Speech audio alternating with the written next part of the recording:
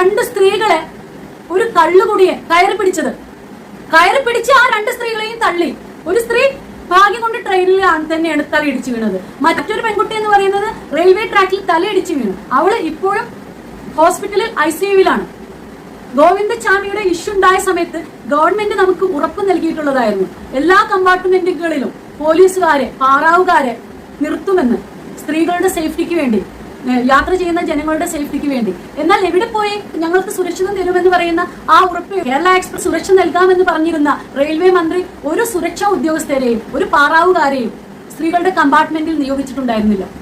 എന്നും അതെ, സ്ത്രീകളുടെ സുരക്ഷിതത്വത്തിന് വേണ്ടി ഉണ്ടാക്കുന്ന നിയമങ്ങളും അതുപോലെ തന്നെ ഉറപ്പുമെല്ലാം വെറും വാഗ്ദാനങ്ങളാണ്, അല്ലെങ്കിൽ ഫയലുകളിലാണ് അത് ഒതുങ്ങിക്കിടക്കുന്നത്. ഒരു കോടതിയും കൃത്യമായ രീതിയിൽ സ്ത്രീകളുടെ കാര്യത്തിൽ ഇപ്പോഴും ഇടപെടുന്നില്ല. ഒരു നിയമവും ശ്രദ്ധ കാണിക്കുന്നില്ല. ഒരു പോലീസുകാരും ഒരു പാറാവുകാരും നമ്മളെ സംരക്ഷിക്കുന്നില്ല.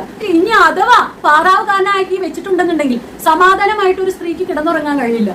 ആ പാറാവുകാരൻ ഉറങ്ങിയെടുക്കുന്ന സ്ത്രീ ശരീരങ്ങളിൽ തലോടും. നമ്മൾ ഈ അടുത്തിടെ കണ്ടിട്ടുള്ളതാണ് അങ്ങനെ ഒരു കേസ് ട്രെയിനിൽ നടന്നിട്ടുള്ളത്, അതിന്റെ വീഡിയോ സഹിതം. എന്തൊരു ദുർവിധിയാണെന്ന് ആലോചിച്ച് നോക്കും ഞങ്ങളുടെ ഒരു അവസ്ഥ.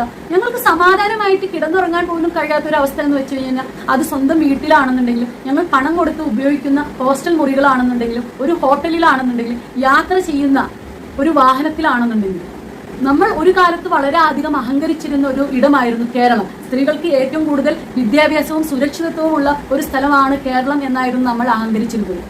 പക്ഷെ ഇപ്പോൾ എവിടെ പോയി ആ മര്യാദകളെല്ലാം? നമ്മുടെ അഹങ്കാരമെല്ലാം ഒഴുകിപ്പോയിരിക്കുന്നു, വെള്ളത്തിൽ വരച്ചിട്ടുള്ള വരകൾ പോലെ.